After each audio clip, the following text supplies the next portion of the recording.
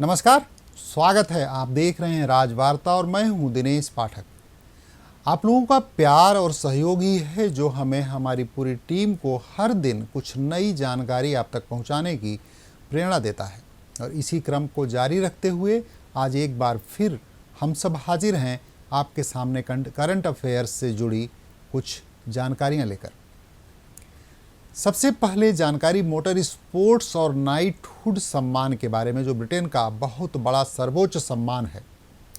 हाल ही में 7 बार के formula 1 champion Lewis Hamilton को मोटर स्पोर्ट्स में उनकी सेवाओं के लिए ब्रिटेन सरकार ने नाइटहुड की उपाधि दी है।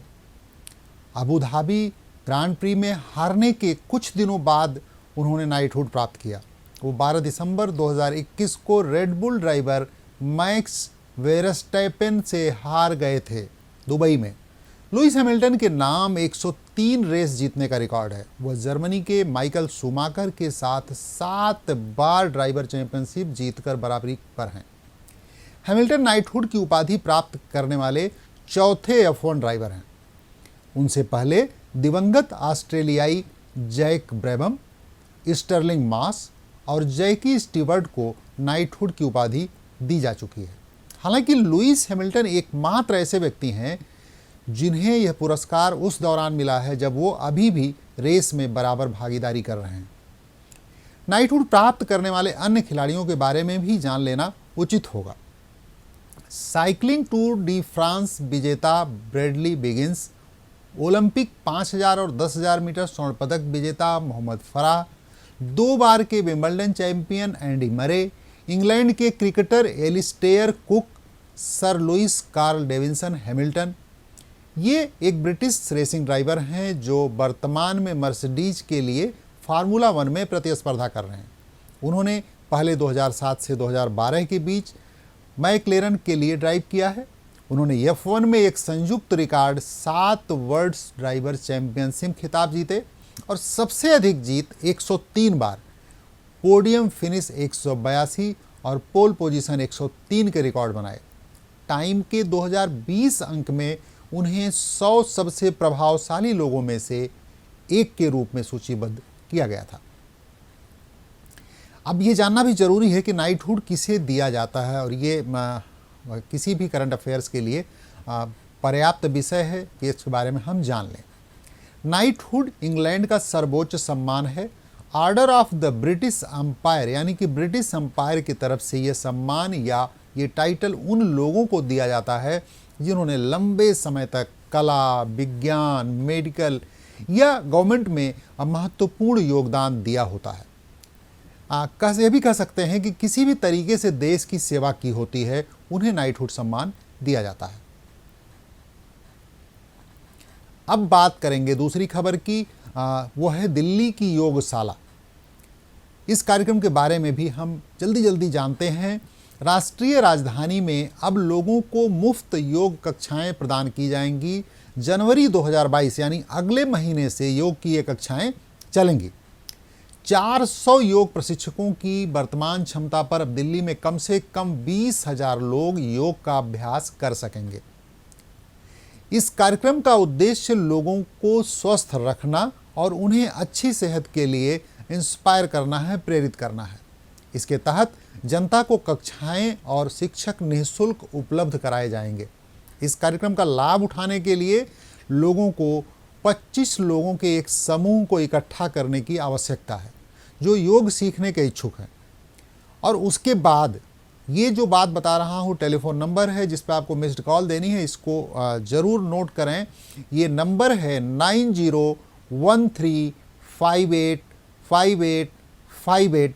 इस पर मिस्ड कॉल देनी है। नंबर फिर से बोल रहा हूँ, 9013585858 पर मिस्ड कॉल देकर इस पूरे समूह को, जो 25 लोगों का समूह है, उन्हें एक ट्रेनर, एक प्रशिक्षक, एक योग शिक्षक मिल जाएंगे। दिल्ली सरकार ने फरवरी 2021 में योगशाला कार्यक्रम की परिकल्पना की थी और इसे लागू करने के लिए उसने एक बजट भी पारित किया था। अब बात एशियाई बैंक द्वारा जारी की गई विकास आउटलुक रिपोर्ट की।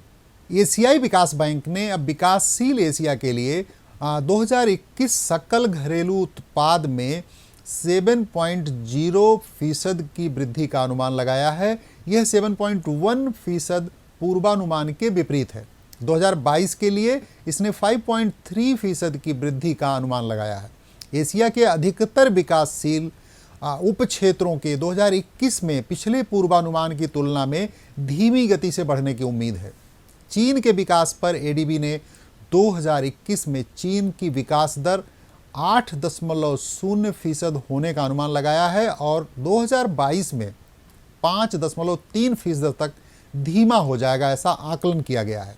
चीन की अर्थव्यवस्था, जिसने पिछले साल की महामारी मंदी से एक प्रभावशाली रिकवरी दिखाई थी, ने हाल के महीनों में गति खो दी है। उसकी स्पीड कम हो गई है क्योंकि यह बढ़ती कीमतों, धीमे विनिर्माण सेक्टर, संपत्ति बाजार में कर्ज की समस्या और लगातार कोविड-19 के प्रकोप से जूझ रहा है चीन।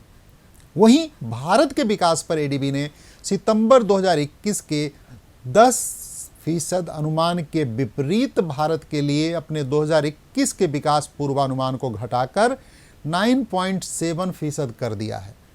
एशियाई विकास आउटलुक है क्या और ये चर्चा में क्यों है, ये जानना भी हमारे लिए जरूरी है। एशियाई विकास आउटलुक एशियाई विकास बैंक का एक वार्षिक प्रकाशन है, सालाना उत्सव है यह आउटलुक आर्थिक विश्लेषण और पूर्वानुमान प्रदान देता है। यह एशियाई देशों के लिए सामाजिक विकास के मुद्दों की जांच भी करता है। यह रिपोर्ट प्रायः मार्च या अप्रैल में प्रकाशित होती है, जबकि इस पर एक अपडेट सितंबर में प्रकाशित करने की व्यवस्था है।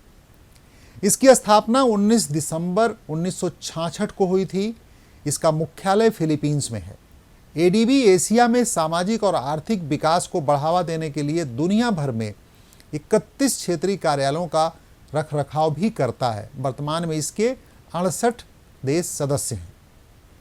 पश्चिमी मित्र राष्ट्रों अमेरिका, ऑस्ट्रेलिया और जापान ने संयुक्त रूप से प्रशांत महासागर में एक अंडर सी केबल के निर्माण के लिए धन देने की घोषणा की है और ये सी केबल आने वाले समय में कितना महत्वपूर्ण होने वाला है, ये जानना जरूरी है।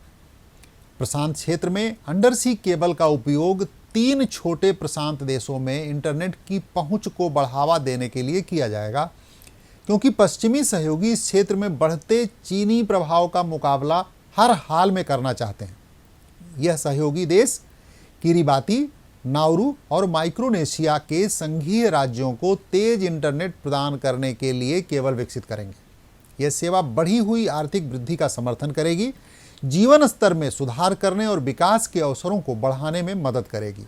क्योंकि यह क्षेत्र कोविड-19 के कठोर प्रभावों से उबर रहा है, इस परियोजना की लागत अभी जाहिर नहीं की गई, स्पष्ट नहीं की गई है। 2017 में ऑस्ट्रेलिया ने सोलोमन द्वीप और पापुआ न्यू गिनी में बेहतर इंटरनेट एक्सेस विकसित करने के लिए लगभग 137 मिलियन ऑस्ट्रेलियाई डॉलर खर्च किए हैं। यह परियोजना क्यों शुरू की गई, ये भी जान लेते हैं।